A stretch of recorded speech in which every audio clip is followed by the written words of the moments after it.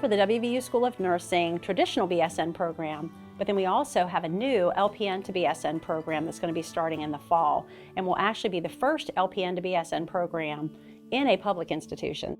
This is a bridge type program that allows a student who has had licensed practical nursing training and has a license to then bridge to a 4-year degree to become a registered nurse and finish with a bachelor's degree in nursing.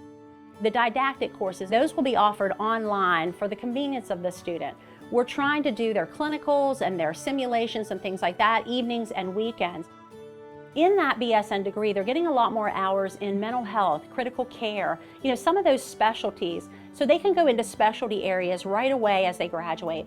They can also go into administrative positions, so if they're interested in leadership type positions, we've done a crosswalk of the curriculum with what they completed as an LPN, trying to duplicate, not having them repeat things that they've already done and knowledge they've already mastered, to try to help streamline. So instead of it taking 4 years, it'll take them not quite 3 years to complete the program.